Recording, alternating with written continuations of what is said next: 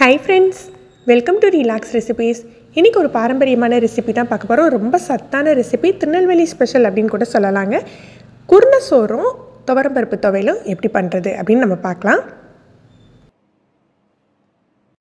நான் 1 கப் அளவுக்கு குருணை அரிசி குருணை எடுத்துர்க்கேன். சிவப்பு அரிசி குருணை. வீட்ல நம்ம கைக்குத்தல் அரிசி தயார் பண்ணா அதிலேயே நமக்கு குருணை கிடைக்கும். அப்படி இல்லாட்டி இப்ப பாக்கெட்லயே இந்த மாதிரி குருணை வருது. இது வாங்கிக்கலாம். இது பாத்தீங்கன்னா பழைய சாதத்துல தண்ணி விட்டு வச்சிருக்கேன். இது வந்து நீ தண்ணி அப்படினு சொல்லுவோம் இல்லையா? இந்த குருணைச்சோரை நீ தண்ணியில தான் சமைப்பாங்க. அப்பதான் அதோட சத்தும் டேஸ்டும் ரொம்ப ஜாஸ்தியா இருக்கும் அப்படினு சொல்லுவாங்க. ஒரு குத்து சாதம் இருந்தாலும் நீங்க தண்ணி விட்டு வச்சிட்டு மறுநாள் அந்த நீ தண்ணியில நம்ம சமைக்கலாம். நீ தண்ணி பாத்தீங்கன்னா 2 கப் அளவுக்கு இருந்தது. இந்த குருணைச்சோரை வந்து வடிக்கிறதோட பொங்கி அப்படியே இறக்கிட்டா கரெக்டான அளவு தண்ணி வச்சு பொங்கி இறக்கிட்டா ரொம்ப நல்லா இருக்கும். நான் இன்னைக்கு வந்து கொஞ்சம் வந்து குறைவா வேணும் அப்படிங்கிறதுக்காக எக்ஸ்ட்ரா 1 கப் அரிசிக்கு 3 கப் அளவுக்கு தண்ணி வச்சிருக்கேன். உங்களுக்கு கொஞ்சம் உதிரியா வேணும்னா 1 கப் அரிசிக்கு 2.5 கப் தண்ணி போதும். குருணையை கழுவிட்டு ஒரு 15 நிமிஷம் ஊற வச்சிருக்கேன். ஊற வைக்கணும்னு அவசியம் இல்லை, கழுவி எடுத்துக்கிட்டா கூட போதும். 1 ஸ்பூன் அளவுக்கு கல் உப்பு சேர்த்துக்கிறேன். தண்ணி நல்லா கொதி வந்தாக்கல நம்ம குருணையை சேர்த்துடலாம்.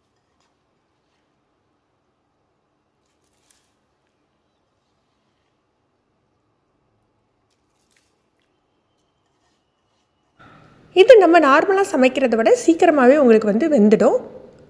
நடுவுல லைட்டா கிளறி விட்டுக்கலாம்.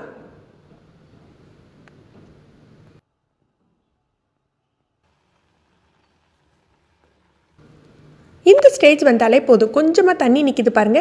ஏன்னா இது மண் பாத்திரத்துல நம்ம வேக விடுறதுனால அந்த சூடு இன்னும் அப்படியே நிக்கும். அதனால அணைச்சு மூடி வச்சிட்டீங்கன்னா கிட்டத்தட்ட தம் போட்ட மாதிரி அதிலே நல்லா வெந்து தண்ணி எல்லாம் இஞ்சிடும்.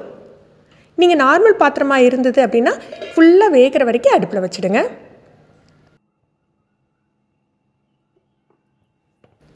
இப்போ நம்ம துவரம் பருப்பு துவையலுக்கு தயார் பண்ணிடலாம். ஒரு 2 டீஸ்பூன் எண்ணெய் விட்டுருக்கேன். 50 கிராம் அளவுக்கு நான் துவரம் பருப்பு எடுத்துர்க்கேன்.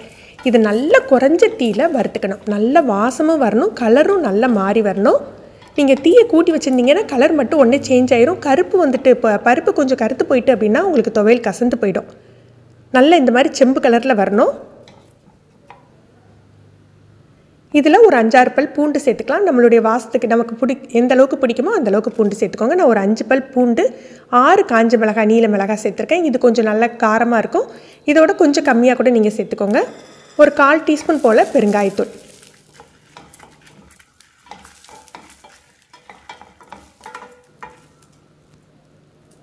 இதெல்லாம் நல்ல வறுபட்டாக்கில் ஒரு இனுக்கு கருவேப்பிலை சேர்த்துக்கலாம்.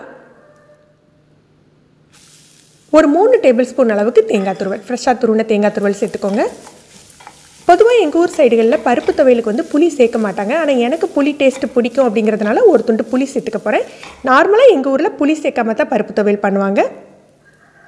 இந்த மாதிரி சின்ன துண்டு புளி சேர்த்துக்கிறேன். இது எல்லாமே வறுத்து நம்ம ஆற வச்சிடலாம்.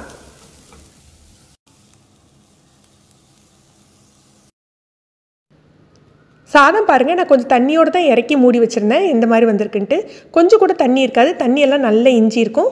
உங்களுக்கு இதை விட உதிரியாக வேணும்னா ஒரு 1/2 கப் தண்ணி கம்மியாக வச்சு வேக வச்சுக்கோங்க. துவையலுக்கு அரைக்கையில் பார்த்தீங்கன்னா நிறைய பேர் வந்து சொல்கிறது என்னென்னா அம்மியில் அரைக்கிற மாதிரி வரமாட்டேக்கே அப்படின்ட்டு. அதுக்கு நீங்கள் முதல்ல தண்ணி எதுவுமே சேர்க்கக்கூடாது. நல்லா பவுடர் பண்ணிவிட்டு அதுக்கப்புறம் கொஞ்சம் கொஞ்சமாக தண்ணி சேர்த்து அரைக்கணும். இப்போ நம்ம கொஞ்சமாக உப்பு சேர்த்துட்டு இதை நல்லா திரிச்சு எடுத்துக்கலாம். இந்த ஓரங்களில் இருக்கிறதையும் நம்ம எடுத்து விட்டு நல்ல பவுடராக திரிச்சுக்கிட்டு கொஞ்சம் கொஞ்சமாக தண்ணி சேர்த்து அரைப்போம்.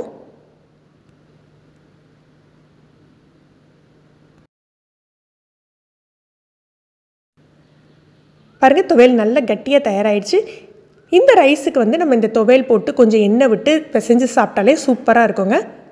இல்லை உங்களுக்கு காரம் பிடிக்காது அப்படின்னா நீங்கள் வெல்லம், தேங்காய் வச்சு கூட சாப்பிட்லாம். ரொம்ப சத்து, ரொம்ப டேஸ்ட்டாகவும் இருக்கும். ஒரு தடவை ட்ரை பண்ணி பாருங்கள், அடிக்கடி செய்வீங்க. ஃப்ரெண்ட்ஸ், இந்த ரெசிபி உங்களுக்கு பிடிச்சிருந்ததுன்னா லைக் பண்ணி ஷேர் பண்ணுங்கள். நீங்கள் நம்ம சேனலுக்கு புதுசு ஃபஸ்ட் டைம் ரிலாக்ஸ் ரெசிபிஸ் பார்க்குறீங்கன்னா மறக்காமல் சப்ஸ்கிரைப் பண்ணிக்கோங்க. கீழே இருக்க பெல் பட்டனில் நீங்கள் ஆளுங்கிற ஆப்ஷன் செலக்ட் பண்ணி வச்சுக்கிட்டிங்கன்னா நம்ம சேனலில் வீடியோக்கள் போட்ட உடனே உங்களுக்கு நோட்டிஃபிகேஷன் கிடைக்கும். தேங்க்யூ.